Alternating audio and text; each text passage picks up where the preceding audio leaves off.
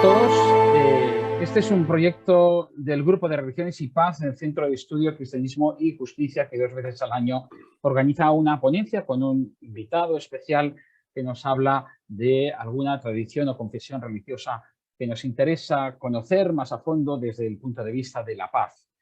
Hoy contamos con la presencia de Dionisio Bailer. Él es anabaptista, es profesor de griego y Biblia en el Seminario Evangélico Unido de Teología de la Facultad Abierta de Teología en la sede de El Escorial. Cursó estudios teológicos en la Associated Mennonite Biblical Seminary de Elkhart, en Estados Unidos. Es nacido en Argentina. Se afincó en España desde 1981 aproximadamente, radicando sobre todo en Burgos, donde ha desarrollado diversos ministerios en la comunidad evangélica menonita. Ha sido secretario de la Asociación de Menonitas y Hermanos en Cristo de España, que dirige y publica la hoja mensual El Mensajero, disponible, por cierto, gratuitamente en la web menonitas.org. Y la orientación menonita de su pensamiento cristiano evangélico se observa especialmente en la atención que da a los temas de violencia y no violencia y de justicia social y de género en la Iglesia. Hoy nos hablará en esta charla de hoy de anabautismo y paz. Sabemos que hay una gran bibliografía colgada en Internet que nosotros difundiremos también en nuestra web. Y contamos con esta hora y media máximo de sesión, es decir, recomendamos que Dionisio pueda intervenir un máximo de 1 hora y a continuación daremos paso a un turno de palabras entre todos los asistentes. Muchísimas gracias a todos los que estáis aquí, miembros del Grupo de Religiones y Paz, miembros también del proyecto de Somos Cristianos, Religiones Hermanas, que tiene como objetivo difundir online algunas de las actividades, sobre todo de las ponencias del Grupo de Religiones y Paz. Y sobre todo, muchísimas gracias a Dionisio Bailer por estar hoy aquí conectado con nosotros y por brindarnos su tiempo y sobre todo toda su sabiduría. Gracias también a nuestro contacto, el miembro de nuestro Grupo de Religiones y Paz, David Becerra, que ha sido el que ha ido pautando todo este proceso para poder contar hoy con Dionisio Bailer. Adelante, muchas gracias y tienes la palabra. Muchas gracias. He titulado mi tema para hoy El camino menonita o anabautista hacia la paz y la justicia, que es en el fondo una revisión para esta ocasión de un capítulo de uno de mis libros. Una pequeña aclaración sobre los datos que has dicho sobre mí, Xavier. Llevo varios años jubilado, ya no soy profesor en la facultad CEUT. Bien, pasemos a nuestro tema. Como todo ser humano, Menno Simons es el producto de su era, por muy particulares e irrepetibles que sean los detalles de su vida. Nacido en aproximadamente 1496, es menester situarlo en la sociedad medieval tardía del norte de Europa. En algunos respectos, aquella era una sociedad como la nuestra, inmersa en una transformación revolucionaria en la tecnología de la comunicación. Probablemente no haya otro paralelo equiparable a las consecuencias revolucionarias del invento de la imprenta que la revolución que estamos experimentando en la era digital. Durante miles de años, la escritura había sido patrimonio de las élites. El invento fenicio del alfabeto había contribuido notablemente a popularizar la lectura, pero aunque se pudiera estimar que porcentajes considerables de la población europea medieval tuvieran nociones rudimentarias del alfabeto, de ahí a ser una sociedad de lectores hay un trecho considerable. De hecho, la idea de que el vulgo estuviera tan ocioso como para permitirse el lujo de dedicar horas enteras a la lectura debía helar la sangre de las clases gobernantes. Y en esto tenían toda la razón del mundo, como los hechos de este último medio milenio constatan.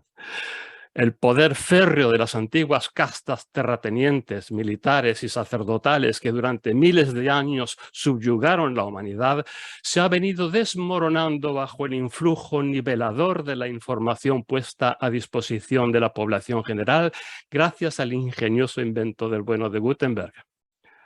Además, y pasando a otra cosa, no podemos entender a Menno y a su generación, ni muy especialmente a sus correligionarios del ala pacifista del movimiento anabaptista, sin detenernos primero a considerar la contradicción entre la documentación primitiva del movimiento cristiano y la realidad eclesial medieval.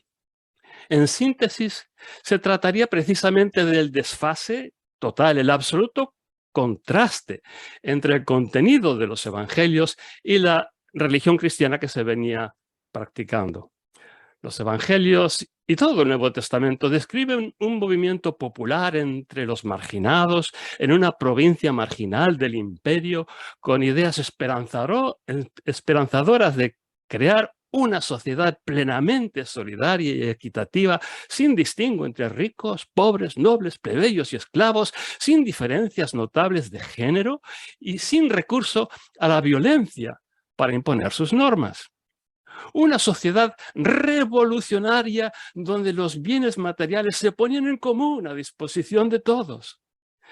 El señorío de las autoridades, los terratenientes y el emperador seguía siendo acatado externamente, pero resultaba irrelevante para el desarrollo de la vida de aquellos primeros cristianos. No es que se alzaran contra las autoridades y los ricos, es sencillamente que ya no necesitaban el patronato ni la aprobación de las élites. Declarando a Jesús Señor, un título normalmente reservado a las autoridades, al César y a la deidad, dejaban de verse ya como dependientes del ordenamiento jerárquico humano. Vivían vidas dedicadas sencillamente a sobrevivir y apoyarse unos a otros en comunidades fraternales. Soportaban como malamente podían el estorbo de las clases dominantes, pero sin aceptar en su fuero interior que las familias privilegiadas que los dominaban fueran superiores a ellos ante Dios. La forma como Jesús ejerció sus responsabilidades de gobierno como Mesías de Dios había resultado inesperada.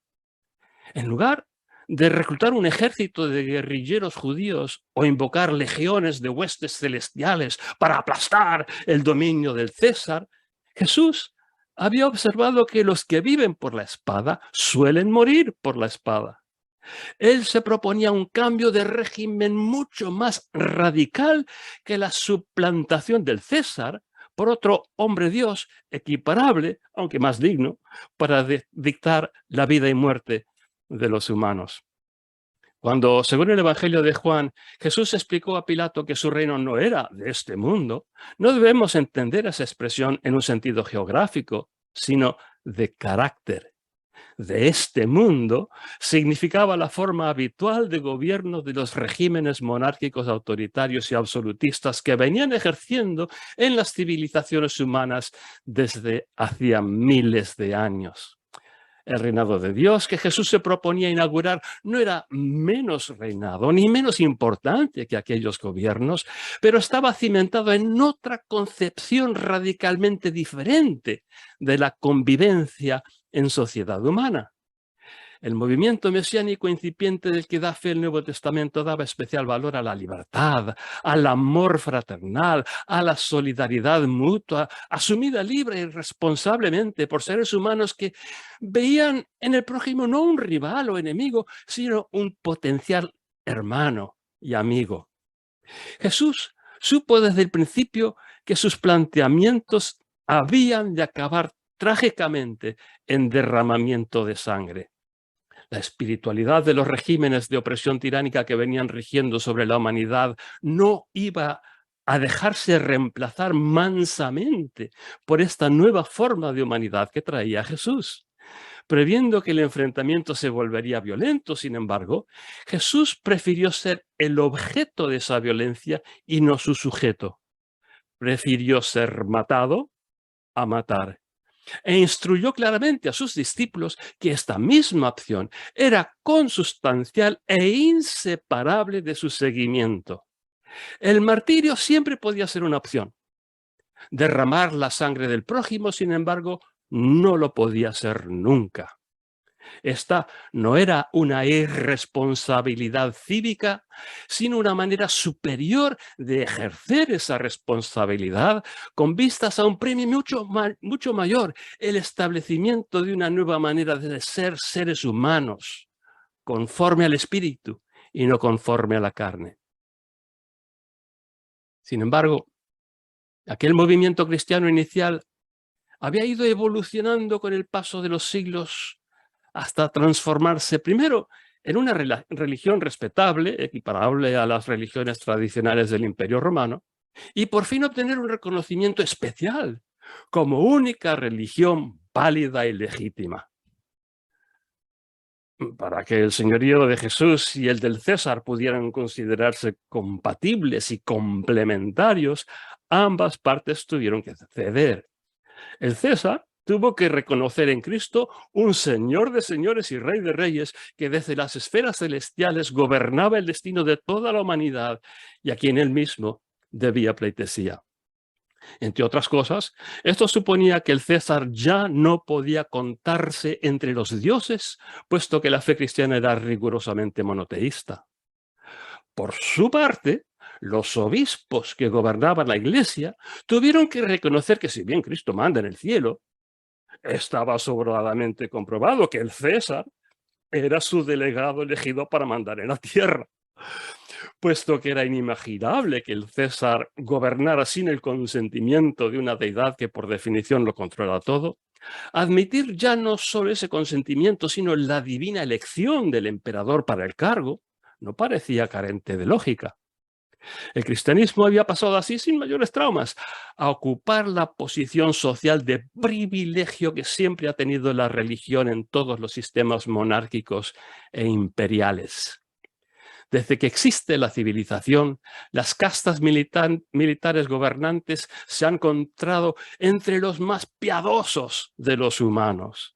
Solían atribuir supersticiosamente sus victorias y conquistas al favor divino, un favor divino que siempre se ocupaban en cultivar con el patrocinio expreso del culto, con construcciones fastuosas donde celebrar la gloria y el honor de sus dioses en cuyo nombre gobernaban.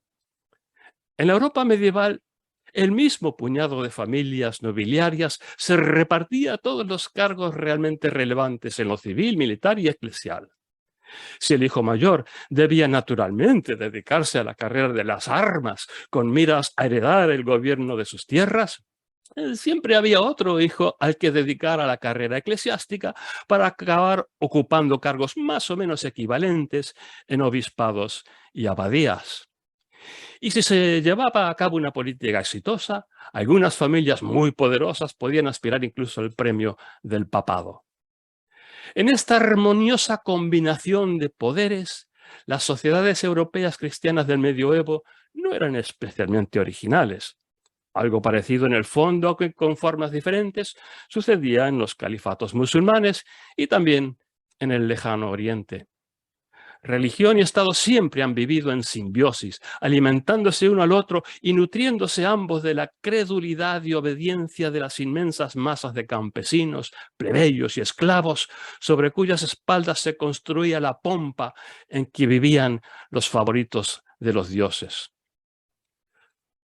Cualquiera que pudiera leer los evangelios no tardaría en notar que esta manera de organizar la sociedad humana, si bien tradicional desde hacía milenios, nada tenía que ver con el mensaje del judío Jesús de Nazaret, hijo de María.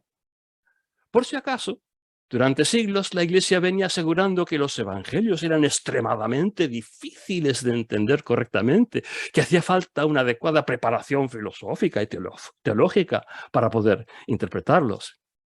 Y entre las migajas de evangelio que arrojaban para consumo de las masas estaba la figura de un Cristo flagelado y crucificado, en cuyas carnes horriblemente torturadas el pueblo llano podía verse a sí mismo y entenderse de alguna manera en comunión con la deidad.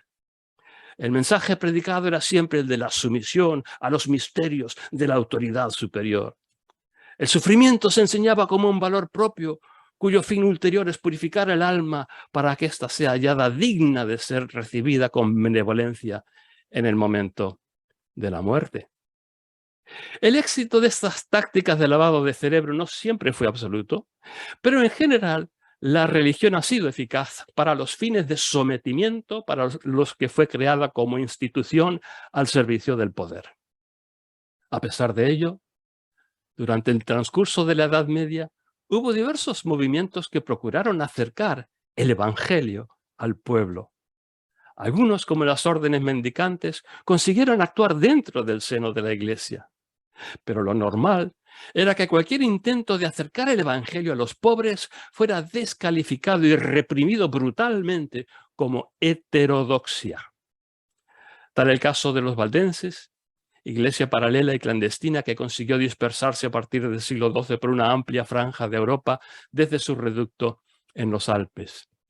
Y hacia finales de la Edad Media, las beguinas y los vegardos practicaron una forma de cristianismo más o menos tolerado, aunque al margen del reconocimiento oficial. Un caso curioso es el de la unión de hermanos que tuvo un breve florecer en la Bohemia, hoy República Checa, del siglo XV. Inspirados por los escritos de Pedro Chelčický, quien a su vez seguramente debió algo de sus ideas a la influencia perdurable de los valdenses, procuraron llevar a la práctica un estilo de fe y vivencia semejante a lo que se lee en los evangelios. Ahora, gracias al invento de la imprenta de tipos móviles, sin embargo, empezaron a pulular talleres para la reproducción masiva de textos en toda Europa. La lectura no solo iba a ser teóricamente posible para las masas, sino que ahora éstas empezaban a tener acceso a materiales que leer. La Iglesia y el Estado perdieron su monopolio de la información, su control de qué documentos se reproducían y en manos de quiénes caían. Ahora, cualquier persona con un poco de creatividad, algún conocimiento de letras y un poco de medios económicos podía escribir lo que se le antojara y encargar su reproducción mecánica en cientos de copias. Si esos escritos no contaban con el visto bueno de Roma o de las autoridades civiles, seguía siendo posible, aunque tal vez atrevido y arriesgado, repartirlos clandestinamente entre personas de su confianza, que a su vez podían hacerlos llegar más allá en una especie de explosión en cadena de la información. Ya en el siglo XIV, Juan Wycliffe había tenido el atrevimiento de traducir los evangelios al vernáculo inglés, con consecuencias que trajeron no poco quebradero de cabeza a las autoridades, a pesar de que en su día todavía era necesario copiarlo a mano o aprendérselo de memoria. A poco de escenificarse su ruptura con Roma, Lutero produjo en 1521 su traducción del Nuevo Testamento al vernáculo alemán. Esta traducción y otras muchas fueron posibles, entre otros motivos, porque el propio Nuevo Testamento griego ya había sido publicado a imprenta. La difusión de los evangelios y la Biblia entera, merced a la imprenta, entonces, tanto en latín y griego como especialmente en las lenguas populares, tuvo un efecto que, tras los hechos, resulta previsible, aunque cogió desprevenidos a los propios traductores como Lutero. Lutero rechazó y siempre consideró una aberración odiosa la sublevación del campesinado centroeuropeo. El fenómeno parecía dar la razón a los que argumentaban que era peligroso e impío dejar que la Biblia cayese en manos de lectores incultos y no teológicamente preparados para sus misterios. Pero el caso es que no había nada de misterioso en cuanto al desfase absoluto entre aquellos textos y la realidad de un cristianismo al servicio del poder. Un cristianismo al servicio de los príncipes civiles y eclesiásticos que mal gobernaban una humanidad lastimosamente oprimida. El único misterio era que, habiendo traicionado en los términos más absolutos posibles el evangelio predicado por Jesús, aquella gente osara seguir llamándose cristiana. El misterio consistía en que una iglesia que se declaraba católica, es decir, universal, sin fisuras ni división posible, admitiera, sin embargo, en su seno un abismo insalvable entre ricos y pobres, entre nobles y siervos y esclavos, entre varones y mujeres, donde los señores de la guerra se dedicaban a matarse unos a otros y a arrasar las tierras de los campesinos con el beneplácito de sus obispos. Mientras los príncipes y obispos centroeuropeos se dedicaban a suprimir con violencia y saña incomparable el alzamiento de los campesinos, en el cantón de Zúrich, Suiza, empezaba a gestarse, sin nadie proponérselo ni darse cuenta cabalmente de sus consecuencias, una nueva controversia que acabaría por hacer volar por los aires la fingida unidad de los cristianos. El sacerdote reformado de Zúrich, Ulrico Zwinglio, reunió en torno a su persona algunos interesados en el estudio del Nuevo Testamento griego. Entre estos seguidores de Zwinglio, se acabó por destacar un grupo de jóvenes radicales que consideraban que la reforma avanzaba demasiado lentamente. Algunos de ellos empezaron a negarse a bautizar a los hijos de sus parroquianos, alegando que no había antecedentes para el bautismo infantil en los textos del Nuevo Testamento, puesto que Jesús y los apóstoles bautizaban a gente que decidía personalmente optar por el reinado de Dios. Las autoridades de Zúrich y el propio Zwinglio no tardaron en tomar cartas en el asunto y se decidió reprimir ese movimiento incipiente. Así las cosas, la noche del 21 de enero de 1525, se reunieron los jóvenes radicales en la casa de la madre de uno de ellos, Conrado Grebel. Su respuesta a la represión fue bautizarse unos a otros y ordenarse unos a otros para el ministerio cristiano, refundando, en efecto, una iglesia que en su concreción histórica daban así por irreparablemente corrupta y perdida.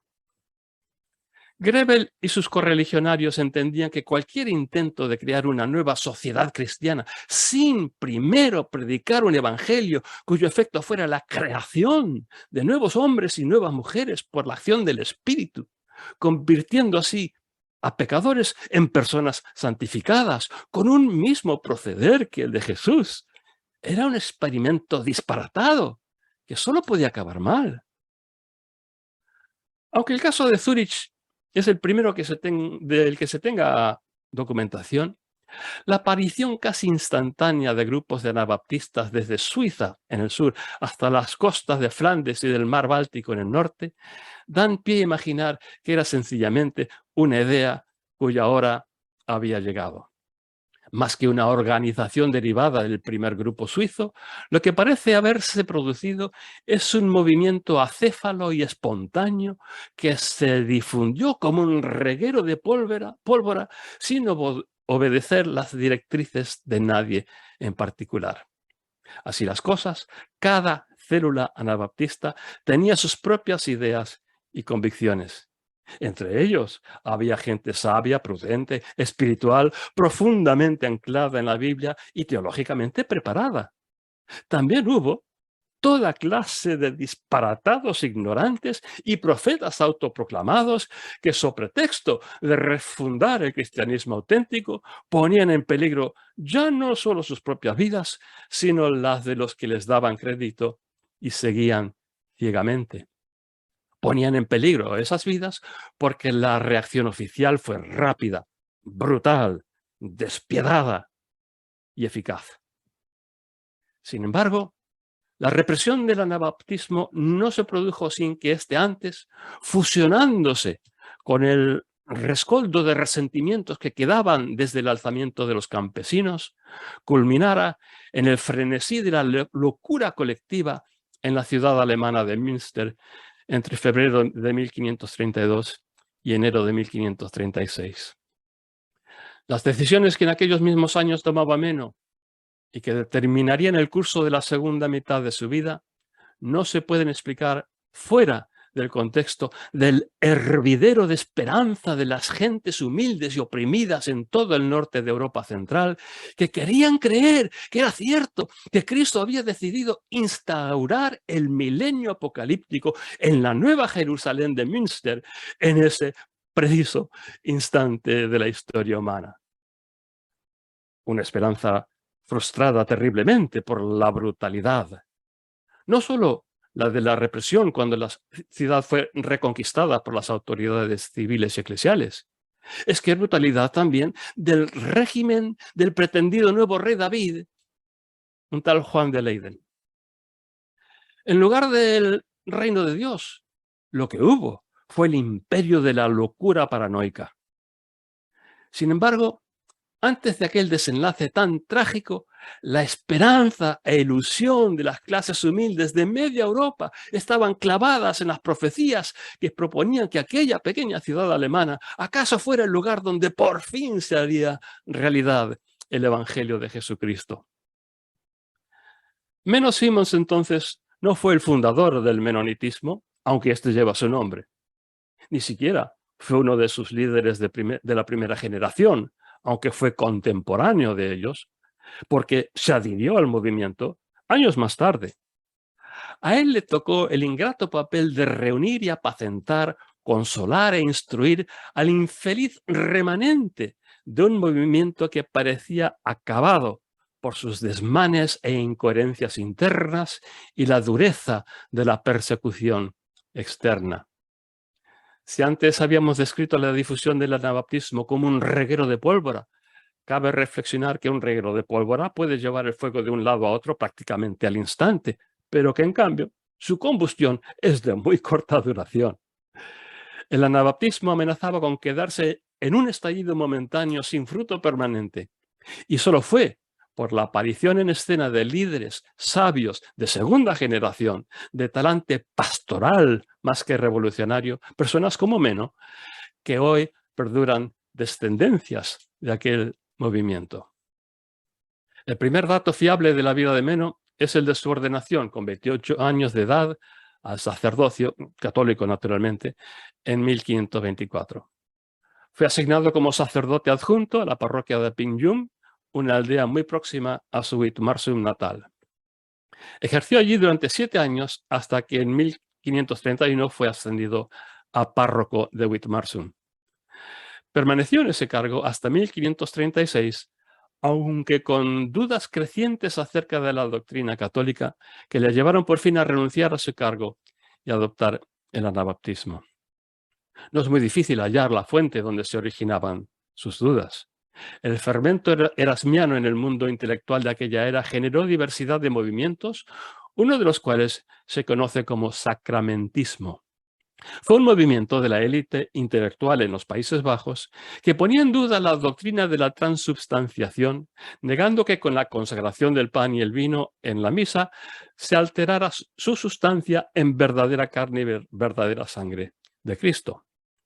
Con el sacramentismo neerlandés como telón de fondo, entonces, no extraña enterarnos que la primera duda que le vino a Menno fuera sobre la doctrina de la transubstanciación. Menno vivió esa duda, que al parecer le asaltó un día cuando celebraba la misa. La vivió como un problema espiritual personal que intentó resolver confesándose reiteradamente. Como al cabo de dos años seguía con sus dudas, se propuso robustecer la ortodoxia de sus ideas recurriendo al Nuevo Testamento, en cuya lectura Menno no dudaba que hallaría perfectamente perfilada la doctrina de la Iglesia. Pero la lectura del Nuevo Testamento no hizo más que aumentar su turbación, puesto que el concepto de transubstanciación no parecía tener fundamento bíblico inequívoco. A todo esto, Menno había empezado a leer a Lutero, de quien recibió gran consolación con la idea de que el fundamento principal para la doctrina cristiana tiene que ser la Biblia. Dudar de doctrinas posteriores de los hombres, por consiguiente, no conllevaría condenación eterna. Entre tanto, se estaban produciendo muy al sur otros acontecimientos que acabarían incidiendo en su vida. Melchior Hoffmann fue un predicador luterano que llegó a Estrasburgo y fue muy bien recibido por las autoridades protestantes del lugar. Allí, sin embargo, entró en contacto con una célula de anabaptistas, la sencillez y el calor de cuya espiritualidad le impactó. Como le impactaron también, al parecer, las visiones apocalípticas de un matrimonio, Linhard y Ursula Jost, cuyas revelaciones le parecieron muy convincentes. Bautizado en 1530 como anabaptista, huyó de la ciudad cuando se cursó orden de arrestarlo. En el norte de Alemania y en los Países Bajos, el melchorismo, la prédica del anabaptismo pacifista de Melchior Hoffmann, mezcla curiosa de no violencia al estilo de Jesús y milenarismo radical basado en visiones, tuvo amplia acogida en las clases populares y entre no pocos predicadores. De nuevo en Estrasburgo en 1533, Melchor envió una carta al concejo de la ciudad explicando que Cristo regresaría a Estrasburgo precisamente en 1534 para iniciar su reino. Se procedió de inmediato a su arresto e interrogación y Melchor murió en la cárcel 10 años más tarde sin ver el anunciado regreso de Cristo, desde luego. Aunque las autoridades no podían saberlo, la variante no violenta y pacífica del milenarismo de Melchor era la única esperanza de poner freno a ideas revolucionarias de talante mucho más violento. Con Melchor en la cárcel, el alzamiento en Münster, acaso inevitable de todas maneras, aparentaba resultar la única vía factible de acercar el reino de Dios. Meno publicó su primera obra, titulada La blasfemia de Juan de Leyden. Juan de Leyden era el supuesto nuevo rey David de Münster. Y en esta obra, en 1535, denuncia los desmanes del nuevo rey de Münster. Curiosamente, este libro ya lleva su impronta particular que a la postre daría ameno a todos sus libros. En la portada luce el versículo de 1 Corintios capítulo 3, versículo 11, porque nadie puede poner otro fundamento que el que está puesto, el cual es Jesucristo. En enero de 1536, Meno declaró claramente sus convicciones anabaptistas, renunció a su parroquia y pasó a la clandestinidad. Se cree que fue bautizado por Ove Phillips, anabaptista de la línea pacifista del melchorismo, en Leeuwarden. Dedicó el siguiente año al estudio de la Biblia, pero sus estudios se vieron interrumpidos por una comitiva de hermanos que le rogaron encarecidamente que aceptase el cargo de presbítero principal u obispo de la secta. Meno describe su reacción en los siguientes términos en su libro Respuesta a Gellius Faber de 1554. Pone: al escuchar eso, mi corazón se turbó mucho. A diestra y siniestra no había más que problemas y temores. Por una parte, era sensible de mis talentos limitados, mi falta de conocimiento, mi naturaleza débil, mi timidez de espíritu, la enormidad de la maldad, perversidad y tiranía del mundo, la grandeza y el poderío de las sectas, la sutileza de muchas mentes y la cruz terriblemente pesada que tendría que cargar se aceptaba. Por otra parte, sin embargo, estaba la grande hambre y necesidad de estos niños piadosos, temerosos de Dios, que yo podía ver claramente, que iban errantes como ovejas inofensivas, sin pastor. La ordenación de Meno fue con respecto al movimiento entero, sin limitación geográfica. Por la naturaleza del movimiento, naturalmente, el ministerio de Meno solo podía ser eficaz en aquellas células de anabaptistas que tenían a bien aceptarle y reconocer su ordenación. Mientras permaneció en los Países Bajos, parece ser que no mantuvo nunca una residencia fija. No se sabe cuándo ni dónde Meno se casó con su esposa Gertrude. En 1544 menciona la existencia de sus hijitos. La vida de su familia tiene que haber sido muy precaria durante aquellos años. Para el 7 de diciembre de 1542, Meno era lo bastante conocido como cabecilla de los anabaptistas neerlandeses como para merecer que el emperador Carlos V publicara un edicto ofreciendo 100 florines de oro por su cabeza y prohibiendo fulminantemente que se le prestase ninguna ayuda ni cobijo ni leyesen sus libros. Para liberarse de la persecución imperial y porque en general tenía allí mejores perspectivas, Meno se trasladó a la región de Frisia Occidental, en Alemania, que a la sazón estaba gobernada por la condesa Ana, en transición del catolicismo al protestantismo. La confusión religiosa resultante posibilitó que durante unos años medraran diversas sectas, entre ellas la de Meno. Hacia 1546, Meno y su familia se trasladan al territorio de Holstein, también en Alemania, y algunas zonas de Dinamarca, al norte de Hamburgo y por la costa del Báltico. Allí ya se estaban estableciendo pequeños grupos de los que huían de la persecución imperial en los Países Bajos. Con todo, parece ser que el ministerio de Meno y otros obispos anabaptistas seguía siendo fundamentalmente itinerante, y se tienen noticias de su presencia en casi toda la zona de su influencia, desde Flandes hasta lo que es hoy la costa occidental de Polonia. En aquella época, se vio envuelto en debates y controversias con diferentes predicadores protestantes. El resultado fue la publicación del grueso de sus obras, donde aclaraba su posición. El tema que más había de ocupar a Meno en sus últimos años fue el de la disciplina eclesial. La posición de Meno tiene hoy toda la apariencia de ser una línea dura, puesto que no solo empleó y predicó la excomunión, sino que sostuvo la opinión de que, siguiendo aquí el precepto del apóstol Pablo, había que retirar el saludo y el comer en la misma mesa con los excomulgados, incluso en el seno de la familia y entre esposos. La aparente severidad de la disciplina cristiana tal cual la concebía Meno, sin embargo, tiene que entenderse a la luz de la única otra alternativa que se practicaba en su época. Al fin y al cabo, la disciplina eclesial de las iglesias católicas y protestantes consistía en interrogatorios bajo tortura y condena a muerte, por lo que la retirada del saludo y de la comunión de la mesa parece muy poca cosa en comparación. Meno falleció el 31 de enero de 1561. En 1906, la iglesia menonita de Hamburgo-Altona adquirió un solar en un lugar que se cree más o menos próximo a donde fue enterrado y allí erigió un pequeño monumento a su memoria. Como he ido relatando, las labores de Meno dieron fruto en dos áreas de especial influencia. En primer lugar, Meno reforzó las convicciones de la ala no violenta, de mansedumbre y paciencia evangélica del movimiento anabaptista.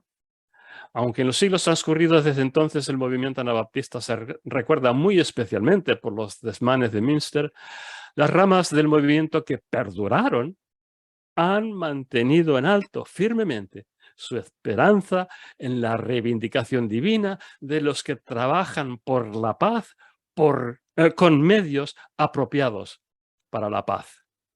Un rasgo esencial ha sido siempre su rotunda objeción de conciencia al servicio de las armas. En segundo lugar está el tema de la disciplina eclesial. A finales del siglo XVII, más que un siglo después de la muerte de Meno, se escindieron de los menonitas suizos, los Amish, al considerar que había que reforzar la disciplina. A principios del siglo XX, la mayoría de los Amish se reintegraron en las iglesias menonitas de Estados Unidos y Canadá. Otros menonitas y Amish, conocidos como del Viejo Orden, se siguen manteniendo como comunidades aisladas del resto de la sociedad. Su disciplina interna ha derivado en recelo de las nuevas tecnologías que han ido surgiendo en el último siglo y medio. Para evitar malentendidos, hemos ido adoptando a lo largo de las últimas décadas una preferencia por darnos a conocer como anabautistas. Esto es porque cuando se mencionan los menonitas, la gente tiende a pensar en comunidades rurales muy cerradas y sectarias. En general y muy mayoritariamente, sin embargo, los herederos de aquel movimiento del siglo XVI estamos muy integrados en la sociedad de la multitud de países en todo el mundo donde vivimos. El menonita o anabautista tipo hoy día sería una mujer de piel muy oscura en el Congo que sobrevive a duras penas dependiendo de Dios y expresando amor al prójimo en medio de conflictos armados, hambre, enfermedades y violencia social. Estos dos rasgos nos siguen caracterizando hoy entonces. La solidaridad y generosidad con el prójimo y hasta el enemigo, renunciando rotundamente a las armas. Y en segundo lugar, la importancia de la comunidad cristiana auténticamente fraternal que servirá de guía y corrección del individuo para no errar el camino al seguir a Jesús. El primero de estos rasgos manifiesta nuestro compromiso con la paz. El segundo, nuestro compromiso a ejemplificar lo que constituye una sociedad alternativa de justicia y solidaridad mutua. Hasta aquí mi presentación. Muchas gracias por vuestra atención.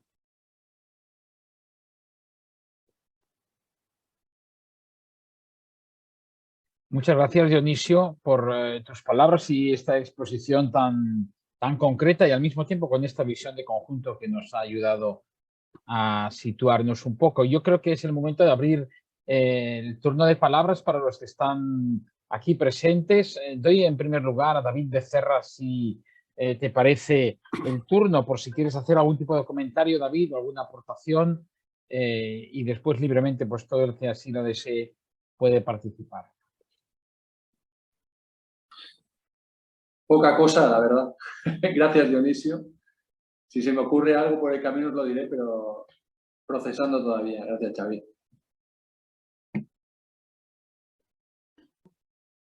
Me ha gustado mucho la exposición. Empiezo yo mientras los demás vais acabando de pensar en vuestras propias intervenciones, ¿no? Porque esto, bueno, pues es un diálogo abierto, tenemos gente de fuera del grupo que consideramos también buenos amigos, invitados por Álvaro en concreto, que ha podido entrar posteriormente al curso de doctorado que estaba impartiendo, como les he comentado antes. Hay una frase que me ha impactado. Decía Dionisio: Jesús prefirió ser objeto de violencia que no ser sujeto de ella, ¿no? Esta actitud en la que Jesús ve, conoce, padece la violencia en el mundo, pero decide no participar de ella proactivamente contra nadie, sino ser víctima de ella antes de matar, ¿no? No sé si Jesús se describiría como víctima, pero sí. Seguramente no, sería víctima de la violencia, pero él seguro que haría una mirada positiva, porque consideraría que es un medio, ¿verdad?, para poder ser fiel al mensaje que quería establecer. Pero, ¿por qué este punto de partida, que me parece que es esencial? La mayoría de los cristianos, porque menonitas y cuáqueros, que son los más claramente pacifistas y no violentos, no son mayoritarios.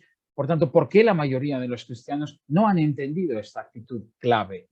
Y cuando desde la no violencia a veces explicamos, en la no violencia cristiana me refiero, a veces explicamos este aspecto, no le dan suficiente credibilidad. Consideran que Jesús, al cual hemos elevado por encima de los altares de un modo tan exagerado, pues no se dejaría matar de este modo, ¿no? Como si fuera algo cobarde, ¿no? Cuando en el fondo es algo que lo ensalza más que nada, ¿no? ¿Qué opinión te merece este poco seguimiento, este punto tan importante de la figura de Jesús? ¿Me estás haciendo la pregunta a mí o a todo el grupo? Bueno, yo te la hacía a ti, pero bueno, evidentemente lo comparto con todos. Sí, si alguien quiere, por supuesto, participar también, adelante. Tengo mucho interés en escuchar a los demás, pero yo diría que para mí también es un gran misterio, no lo acabo de entender. Yo leo los evangelios, de hecho, leo toda la Biblia, leo el fracaso rotundo de los reinados de Israel y Judá en el Antiguo Testamento, que culminan los dos en exilio y desaparición de esos reinos, como queriendo dar a entender que por esa vía no es. Por allí no se consigue nada.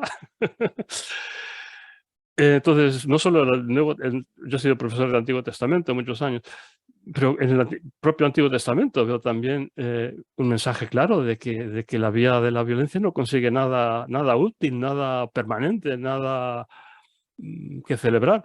Entonces, para mí también es un gran misterio. Yo quisiera escuchar otras opiniones, a ver si alguien me puede descubrir a mí este misterio.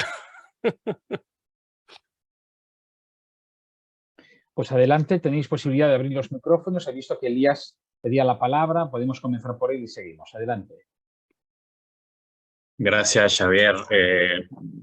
No, digamos, no voy directamente a esta pregunta que lanzas porque pues estoy en las mismas, ¿no? O sea, creo que es la gran incógnita y que creo que es la que impulsa incluso nuestro grupo, ¿no? En buena medida, ¿no? Más bien quería agradecerte, Dionisio, fue para mí un gusto escucharte. Yo estoy acá en Guadalajara, México. Conozco algunas de las comunidades en Chihuahua, ya un saludo a los compañeros, pero sobre todo, bueno, yo he trabajado más en las comunidades Rarámuri, que digamos hay como esta relación allá en Chihuahua. Y bueno, por un lado, me rememoras mucho esta escena. Bueno, un poco creo que, un poco también comentando, a lo mejor la pregunta a mí me vino a la memoria esta sorpresas a lo que le pasó a Tolstoy, ¿no? O sea, Tolstoy llega a estas mismas reflexiones sin el conocimiento de toda esta serie de movimientos, y cuando publica sus primeros libros, el libro de las confesiones, le llegan una serie de cartas de movimientos, de comunidades, de iglesias diciendo, bueno, nosotros hemos venido reflexionando esto siglos, ¿no? Y eso me lleva como o sea, cómo también nos hace falta este intercambio y poner sobre la mesa en primer lugar esto, ¿no? En el caso de la Iglesia Católica, por ejemplo, pues sigue habiendo la gran, o sea, a pesar de que, bueno, muchas cosas han cambiado y que desde tiempos de Lanza del Basto, ¿no? Se intentó que en el Concilio Vaticano II se pusiera de manera canónica la no violencia como, o sea, digamos, ya como parte del concilio, ¿no? Como un dogma, pero en el sentido positivo del asunto, ¿no? O sea, como diciendo, si no optas conscientemente por ese camino, pues no puedes llamarte un seguidor de Jesús, ¿no? Eso en cuanto a comentario. Como pregunta, me gustaría preguntarte dos cosas. Una muy técnica es si uno quisiera adentrarse en el pensamiento, sobre todo de Menón en sus obras, ¿no? En las obras escritas, porque hay mucho en inglés, ¿no? Pero en castellano, ¿hay algo que tú recomiendes directamente? Ya sea si hay traducciones directamente, algo así como sus obras completas, sus obras reunidas. En castellano, yo sé que en inglés existen, pero en castellano es mi pregunta. Y dos, si descubres en él, o cuál sería, digamos, la dimensión mística, perdón, de Menón Simons en su obra, su experiencia, algún libro que particularmente tú consideres aquí se vislumbra su experiencia mística, si es que podemos hablar de eso. Esas serían mis dos preguntas. En cuanto a la primera, ya comentó Xavier que vais a recibir algo de bibliografía que he recomendado yo. Existe mucho material en castellano, más de lo que pudieras sospechar tal vez. Si haces una búsqueda en Google o bueno, el buscador que uses, Biblioteca Digital Anabautista,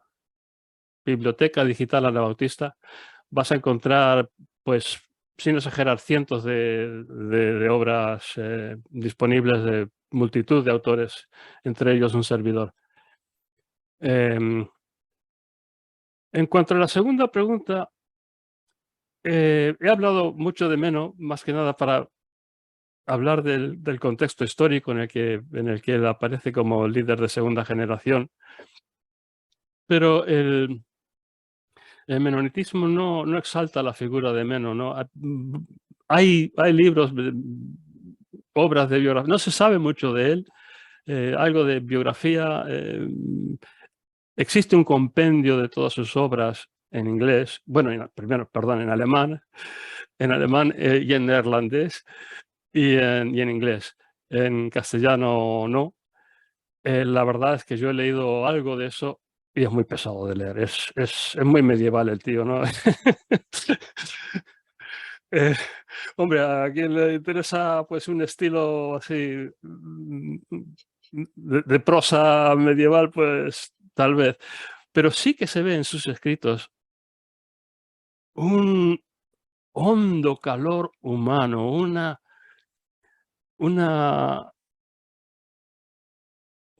ternura, dulzura, una manera de expresarse que se ve una gran pasión por Dios y una gran pasión por la Iglesia. Pero no, es que el menonitismo no ha exaltado. Tenemos el nombre, me imagino como la mayoría de los grupos, porque nos lo pusieron los demás, los de menonitas. Yo creo que lo que sucedió es que cuando en los interrogatorios los anabautistas que no tenían mucha formación teológica, probablemente le decían, bueno, yo pienso como en las obras de Menno Simons, vete tú a leer aquello y ya sabrás cómo pienso. Y no sé si por ahí les quedó, pero en fin. No se sabe mucho más que lo que yo he dicho hoy acerca de Menno. Se sabe que cuando falleció le sobrevivió una hija que falleció en su casa de anciano, no por la persecución, y fue enterrado en el jardín de su casa. Fue tal el revuelo de todas aquellas tierras durante la Guerra de los 30 años que queda muy poco en pie de aquella época y no se sabe dónde fue eso. Al norte de Hamburgo, pero norte de Hamburgo puede ser cualquier cosa.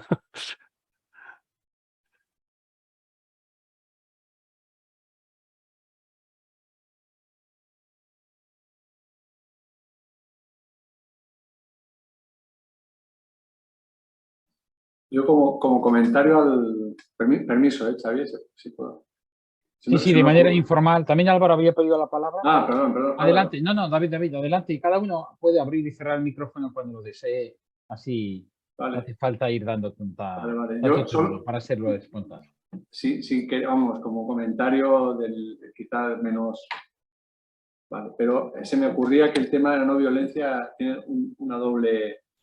Primero, una doble condición, ¿no? Una de ellas, la primera, es que es en el fondo, el tratar bien al otro y no reaccionar de manera violenta, cuando la expectativa siempre es esa ante una agresión. Primero es un elemento de transformación, creo, es una opinión, un elemento de transformación y de hacer que de alguna manera generan en el otro una posibilidad de cambio que no se espera si respondes con violencia a la violencia.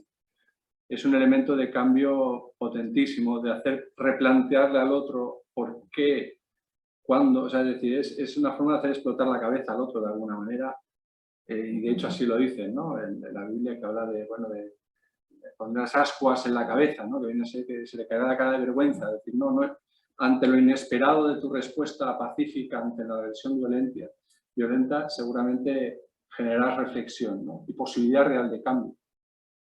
La segunda cosa es que es la última frontera, yo creo. O sea, la reacción violenta, de alguna manera, es la reacción que te permite controlar tu propia supervivencia en muchos casos. Es decir, lo otro, la alternativa es dejarme agredir, ¿no? O dejar que, de alguna manera, quedar a expensas de la mayor o menor gracia del otro, ¿no? Mayor o menor misericordia, ¿no? Hasta el punto de que si no es así, pues me arriesgo con una respuesta no violenta a una agresión, pues a no sobrevivir, ¿no? Y eso creo que el ser humano tenemos muy arraigado, la supervivencia, ¿no?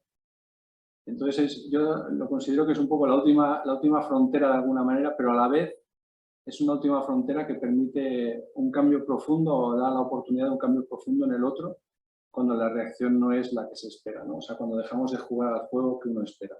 Pero son ideas que me venían ahora sin gran reflexión, ¿eh? O sea, que solo las dejo ahí.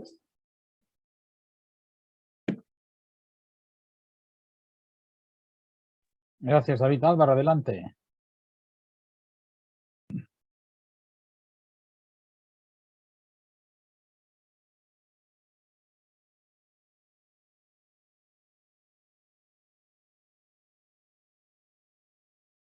¿Se me escucha? Ahora sí. Ahora, mi pregunta es la siguiente. Igual que, bueno, gracias a todos, gracias Dionisio por la presentación y a todos por asistir, Adele, Bianca y Jaime, y a los de siempre. Mi pregunta es, al igual que al principio de los cuaqueros el silencio era un signo muy importante de su oración y espiritualidad, qué tipo de espiritualidad, misticismo y oración practican los menonitas, o cómo lo vivís o cómo lo transformáis? Gracias. A ver, ¿cómo respondo a esto? Hay algunos indicios. Bueno, ya comenté que el movimiento anabatista inicial era sumamente variado. Algunos indicios, como por ejemplo la aceptación de profecías apocalípticas, dan a entender ciertas semejanzas con movimientos de tipo pentecostal o carismático con una gran efusividad de manifestaciones de lo sobrenatural en el culto cristiano. También es cierto que por su clandestinidad no podían hacer mucho ruido en sus reuniones. Probablemente si cantaban por los vaginis, porque podía haber alguien cerca que escuchara y denunciara.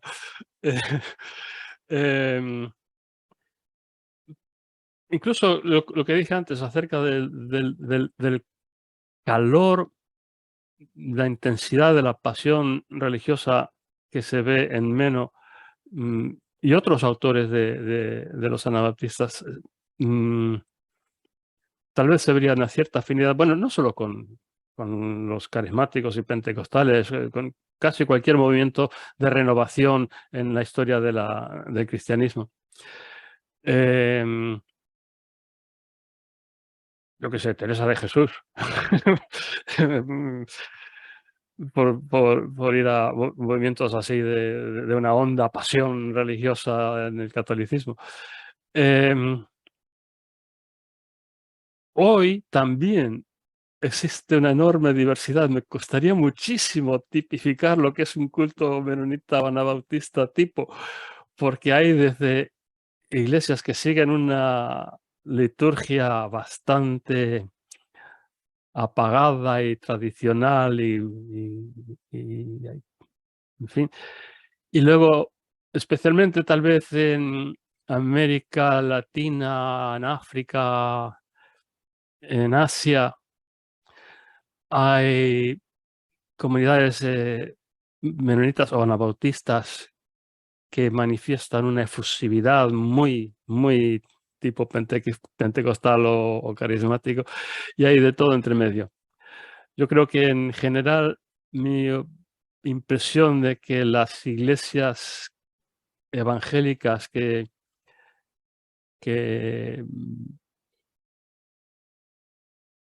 tienen un cierto auge en América Latina suelen ser de tipo muy, muy efusiva, muy, muy ruidoso. Y las iglesias menonitas ahí pues probablemente participan de esa misma característica. Entonces, me costaría mucho tipificar de una única manera. Si vas a Países Bajos hoy, a una iglesia anabautista típica, probablemente te encontrarás con un montón de viejos con un culto sosón que ni ellos se mantienen despiertos. Pero si vas a Argentina o a, yo qué sé, tenemos aquí algunos mexicanos, si vas a Chiapas te encontrarás con menonitas que adoran a Cristo no en castellano sino en su propia lengua, con una efusividad muy pentecostal. Hay de todo.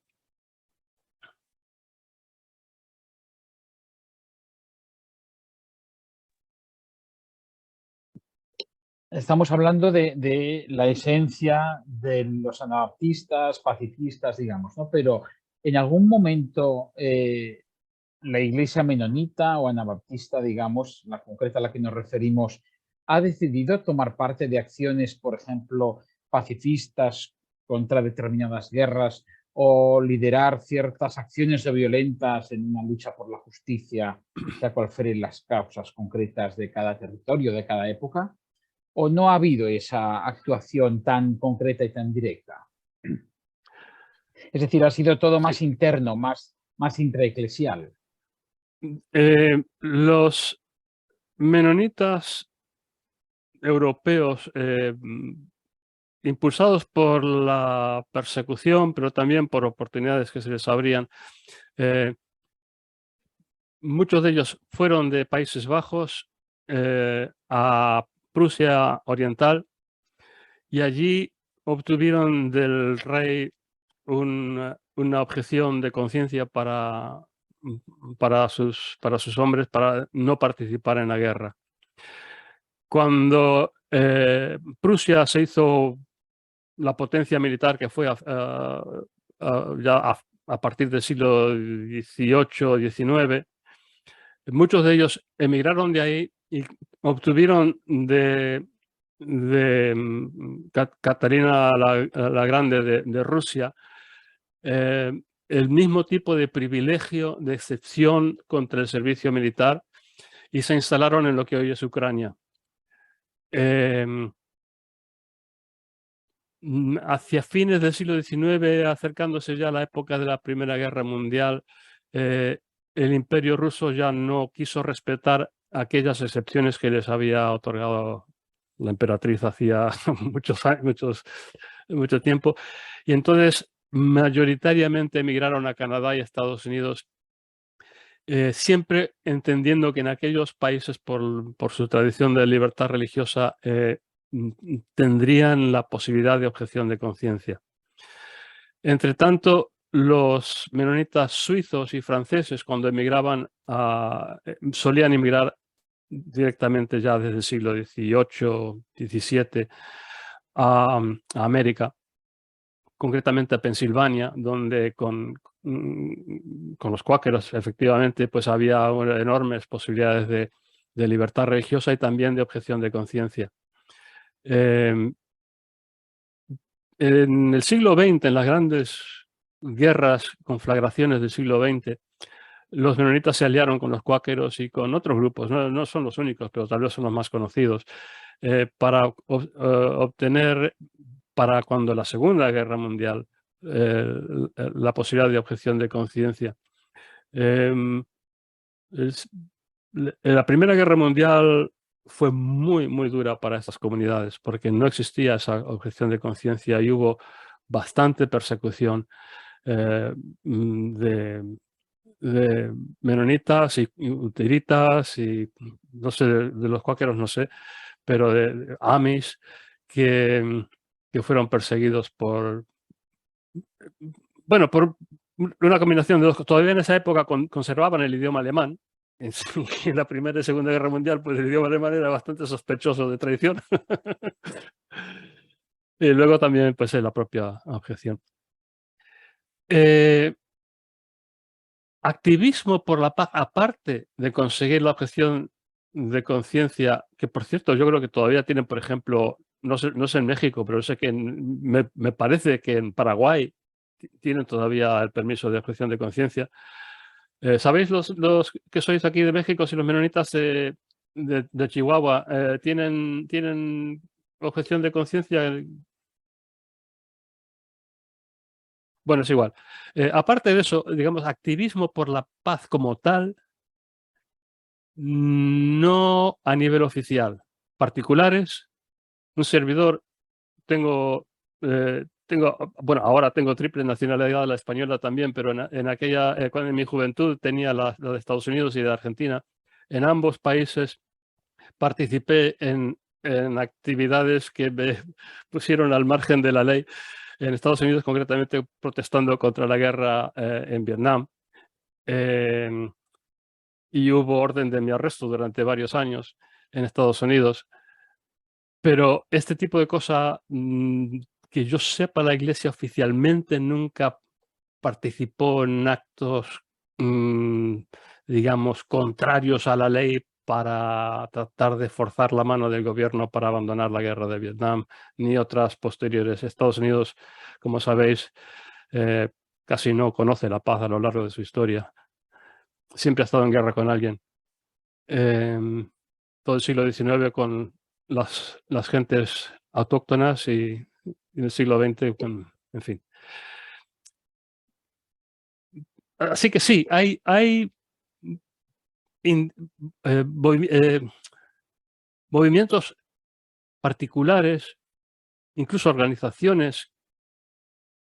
Luego hay el fomento de las virtudes de la paz con ONGs como el Comité Central Menonitas, una enorme ONG internacional que hace obra prácticamente en todo el mundo y es conocida. Y eso es una promoción de paz porque promueve condiciones que fomentan la paz mediante su acción social.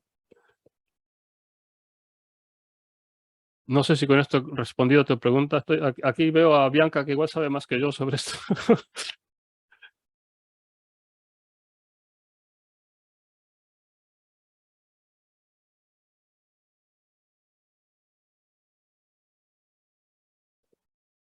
Sí, a mí sí me ha respondido.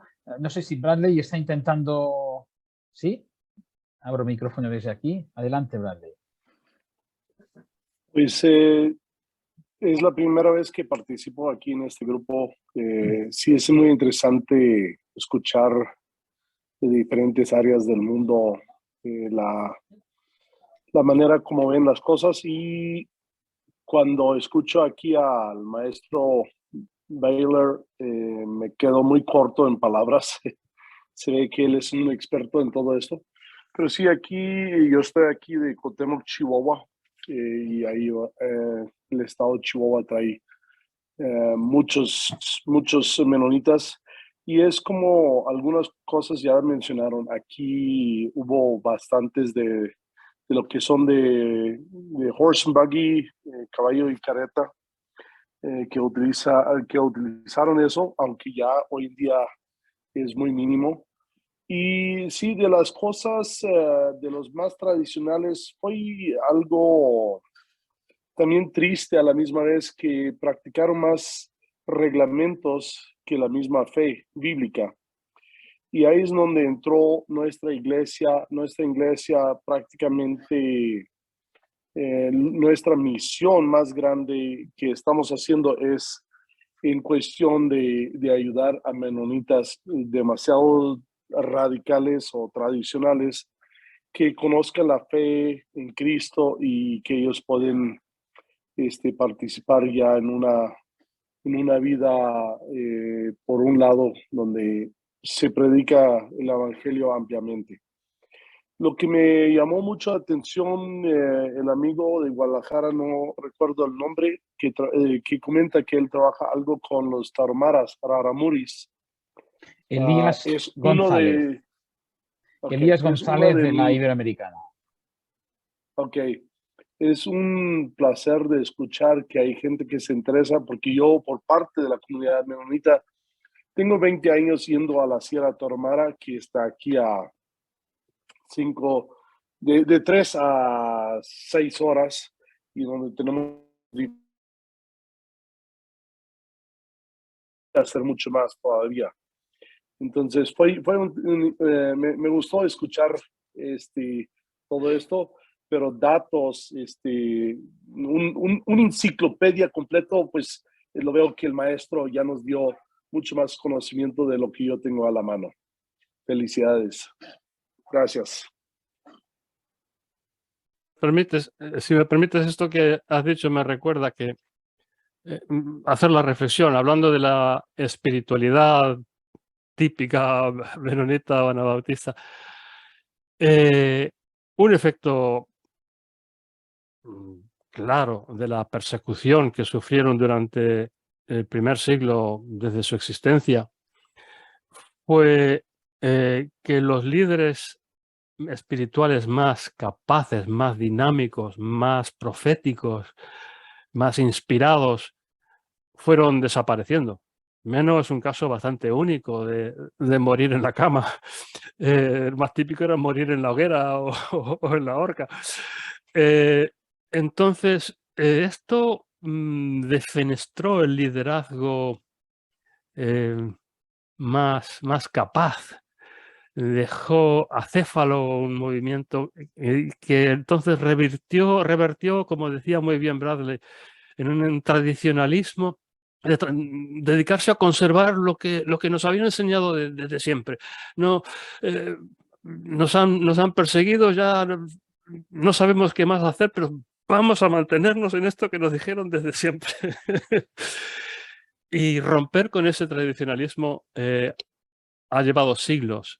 A finales del siglo XIX y principios del siglo XX, por fin algunos grupos menonitas empiezan a lanzarse a las misiones por todo el mundo. Y si hay hoy anabautista. El Congreso Mundial Menonita creo que tiene iglesias en 70 y pico, 80 y pico países de todo el mundo, en los 5 continentes. Después de Estados Unidos, yo creo que el siguiente país con más menonitas es Uganda y no sé si tercero Etiopía.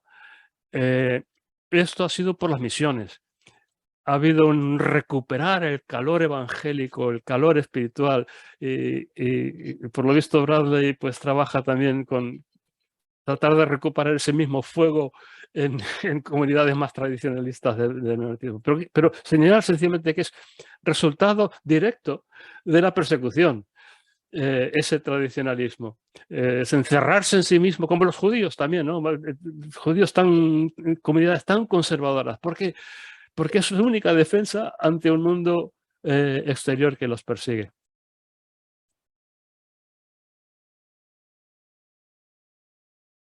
No sé si tal vez los Bahá'í han sufrido una dinámica parecida. ¿Cómo fue la pregunta, perdón? Bueno, no, porque no están perseguidos en todo el mundo. Bradley levantó la mano, entonces yo creo que él tiene preferencia, pero en general los bajáis están perseguidos particularmente en Irán, pero afortunadamente en la mayoría de los países del mundo tienen libertad.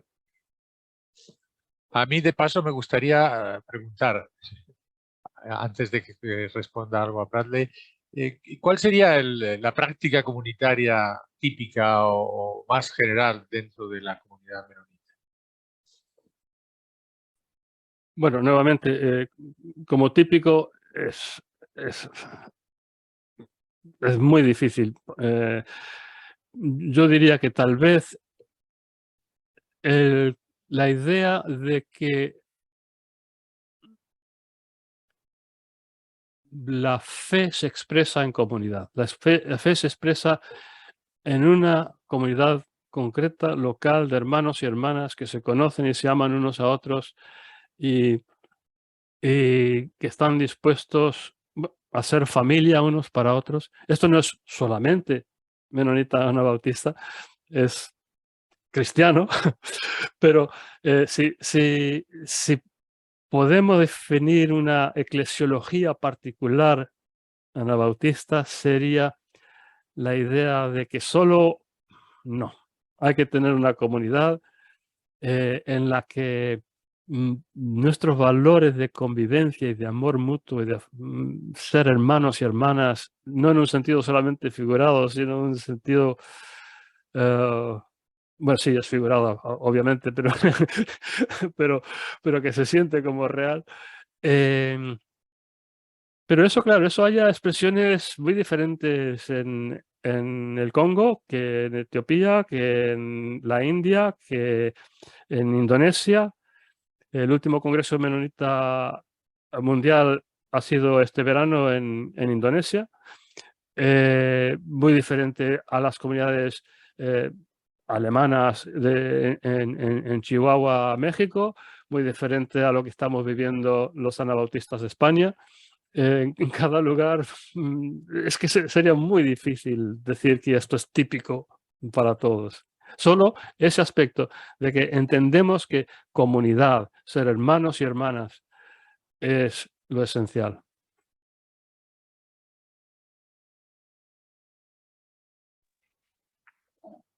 Hay un dato que siento que a lo mejor pudiera tener un valor entenderlo, aunque es un dato muy negativo por parte de los menonitas que han pasado por Rusia y por Canadá y hacia México. Una de las condiciones que puso que fue la presidenta de Rusia en ese entonces era de no compartir el evangelio con otras personas que no eran menonitas. Había una persona que me explicaba por cuál motivo en veces nosotros menonitas aquí de México y de Canadá, en veces batallamos de compartir esto, porque ya casi como formó una cosmovisión negativa en donde aceptaron ese reglamento de esa presidenta en aquel entonces. Entonces, es uno de los datos que sí es poco preocupante y lo vemos que todavía después de 150 años todavía radica algo esa cosa ahí. Lo que a mí me pesa mucho es, sabemos que los menonitas son aquí en México llamados los güeros y ellos tienden a pensar que son mejores que los mexicanos o los mestizos de México y que Dios nos ha llamado más en una manera más especial. Para mí es un dato que yo creo que es malo. Yo creo que deberíamos trabajar todos unidos y unirnos. Nomás quise compartir, si de repente sientes que hay gente que comparte menos en ciertas áreas, los otros podrían ser los menonitas de Bolivia. Tiene que ver algo con esto, que fue formado y es una cosmovisión que se formó, que no es muy agradable en ese sentido. No sé si me explico. Yo creo que el maestro, el profesor puede pulir ese comentario. Sí, no, es evidente. Por cierto, no era presidenta, era la emperatriz Catalina la Grande, pero se hizo ese trueque, pues, la posibilidad de labrar tierras recientemente conquistadas por Rusia en lo que hoy es Ucrania, tener absoluta libertad de religión con la condición de que no hicieran proselitismo. Y aceptaron eso porque a esas alturas yo creo que ya no estaban haciendo proselitismo, porque estaban, por motivos de la persecución, estaban ya encerrados en sus comunidades cerradas. Pero sí, es un dato. Pero curiosamente, por ejemplo, los menonitas suizos, que en lugar de emigrar hacia el este, hacia primero Prusia Oriental y después Ucrania, los suizos que emigraron a Pensilvania también se encerraron en comunidades muy sin proselitismo, sin misiones. Y yo creo que es cierto, sucedió aquello con Catalina la Grande de Rusia, pero sospecho que algo de ese fervor evangélico ya se había perdido por la mano pesada de la persecución. Sí, así es. Y por eso hoy, pues gracias por la invitación. Me ha gustado escucharnos de diferentes partes del mundo y más con un maestro tan capaz que puede explicar y dar datos tan concretos. Me ha gustado bastante. Pues agradezco esa parte y pues quiero dejar aquí adelante de todos mi agradecimiento en ese sentido.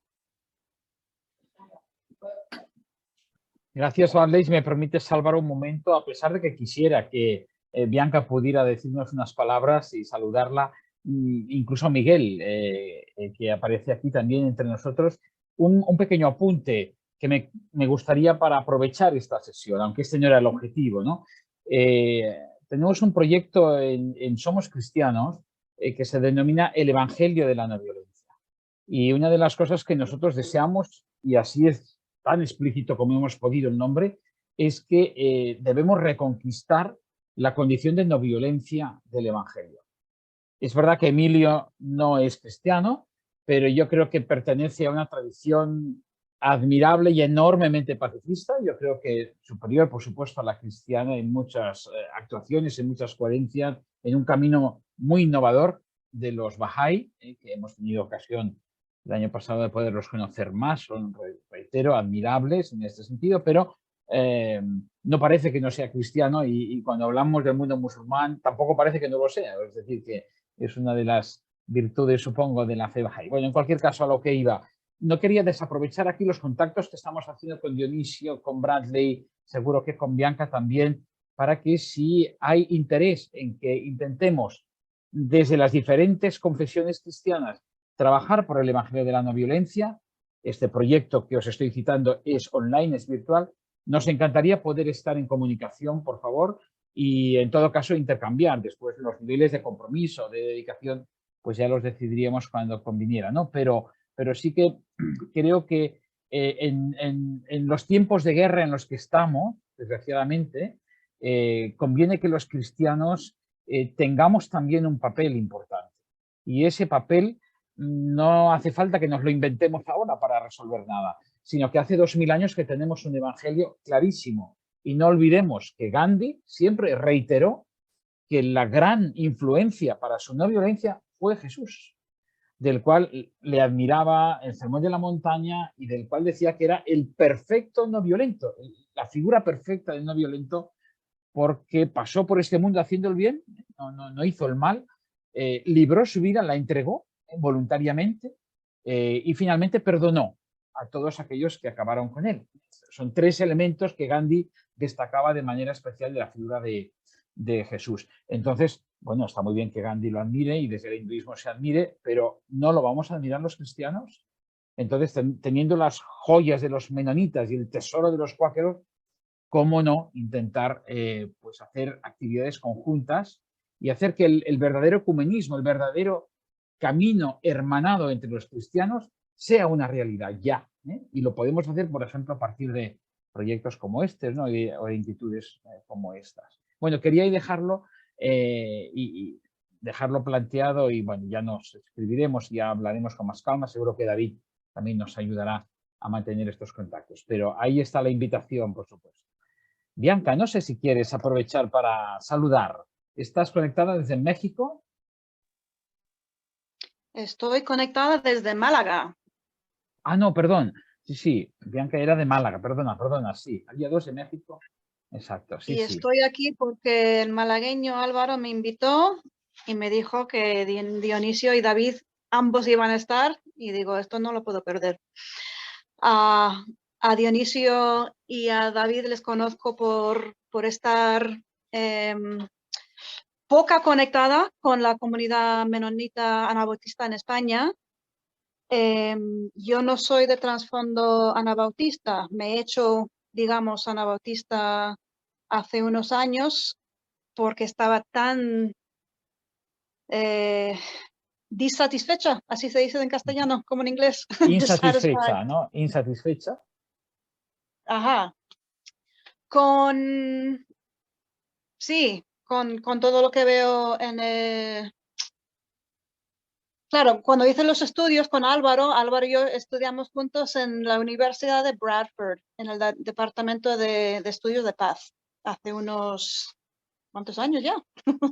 11 años. Y vi que todo el mejor material estaba escrito por los Quakers y los menonitas. Entonces dije, esto hay que investigarlo.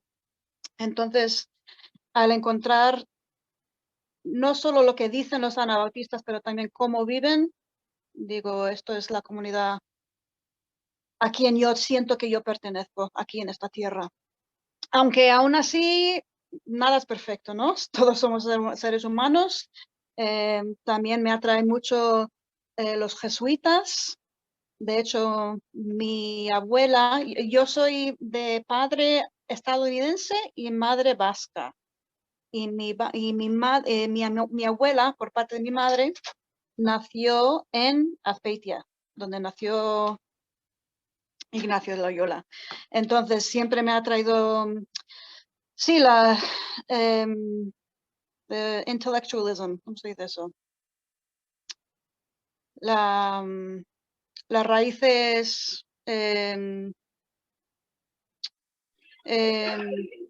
intelectuales. Sí, intelectuales de los jesuitas y también la obra social. Entonces, y también el activismo político. Entonces, me siento como tengo parte de mi corazón está en diferentes sitios, pero yo vivo en Málaga, vivo sola, soy soltera, pertenezco a una iglesia evangélica que a veces tengo cosas en comunes con ellos, a veces no. En fin, esa soy yo. Me dedico a la salud mental y psicológico de constructores de paz en el mundo. Es decir, cuando Álvaro y yo estudiamos, en nuestro curso había un montón de gente herida, que no tenían con quién hablar, y es ahí donde el espíritu empezó a hablar, que sí, tú tienes muchos planes para estar trabajando, pero mi plan para ti es cuidar de esa gente con quien tú quisieras trabajar, pero de otra manera vas a trabajar con ellos. Entonces, a través del coaching, debriefing, muchos tipos de cursos, formaciones. Hace unas semanas estuve en Kirguistán y hace 2 meses estuve en Egipto, entonces mi trabajo es por todo, más que nada en el Medio Oriente y en Asia Central, pero también en España acabo de montar un centro de retiro para poder traer gente aquí, descansar, reflexionar, procesar los traumas, porque para mí lo que más me atrae de Jesús es Él es el modelo de cómo tener la victoria más entera sobre la carne, ¿no? Y para mí la no violencia es, pues eso, la victoria sobre la carne, que para mí ninguna otra religión tiene esa respuesta. Solo es el poder del Espíritu de Dios en mí que me puede permitir reaccionar de una manera en la que sacrifico mi vida. Y también es el modelo que nos dio Jesús. O sea, esta es mi vida. Yo voy así en la vida. Y para tener vida siempre hay muerte primero. Siempre se baja antes de subir, ¿no? Y para mí, mi trabajo, primero conmigo misma, es cuando estoy en ese valle de la muerte, muerte de un sueño, muerte de una amistad, muerte de lo que sea. ¿En qué me estoy fijando? Me estoy fijando en que Jesús es el modelo de que la resurrección solo viene a través de la muerte, ¿no? Y ese es el único modelo que yo conozco que funciona en mi vida, porque lo he visto, funciona en la vida de los que yo admiro, que son pocos. Pero sí, y entonces mi trabajo es hacerlo en mí misma y ayudar a los demás a entender ese proceso, que sí hay vida, sí hay esperanza en un mundo de guerra, pero vamos a trabajar este trauma. Voy a caminar contigo ahora que estás pasando por la valle de la muerte, y vamos a caminar juntos hasta que ves la luz de la esperanza que tenemos. Si no crees en Jesús, me da igual. Yo estoy contigo, te quiero. Hay esperanza, mañana va a ser mejor que hoy. Y si eres cristiano, pues es una manera de ser esa familia, ¿no? De ser una hermana con experiencia que ha pasado, que ha vivido en diferentes países, y te entiendo, y aquí tienes un lugar seguro, con alguien que te entiende y que te acompañe en tu proceso. Qué maravilloso, Bianca. Menos mal que has intervenido, porque nos hubiéramos perdido todo ese testimonio. Álvaro, un buen colega y amigo con el que impulsamos este grupo de Religiones y Paz, creo que tiene la palabra, pero nos gusta acabar a la hora. No sé si quieres aportar alguna cosa más, pero no olvidamos, y lo aprovechamos aquí a compartirlo con todos. Levanto el tono de voz porque veo que Bradley no nos oye bien, aprovechando ella a comer, supongo, en su horario ahora, ¿verdad? Para poder encajar todo lo que viene de la jornada. Bueno, entonces queríamos invitaros también a una segunda sesión que siempre hacemos. Ojalá Dionisio pudiera estar, pero no queremos forzar a los ponentes porque ya bastante que con generosidad nos ofrecen esta sesión de hoy. por supuesto, si quisiera adelante, donde nosotros esta ponencia de hoy viene una segunda sesión que es de debate interno a partir de la bibliografía que nos entrega Dionisio y a partir de lo que nos va removiendo. Y luego habrá una tercera sesión ya en enero o febrero donde hacemos un poquito de resonancia, que le llamamos, es decir, y todo esto espiritualmente por dónde nos mueve, ¿no? Bianca, tu testimonio ha saltado a las 3 sesiones, ¿no? Nos ha hecho puentes ya antes de tiempo a las 3 sesiones, por lo tanto, yo creo que es buen momento de invitaros, si os parece, el día 30 de noviembre, el que quiera libremente y aparece un rato, ojalá toda la sesión, o quizá no, sabremos que pues no era posible, para continuar debatiendo y profundizando sobre todo ello.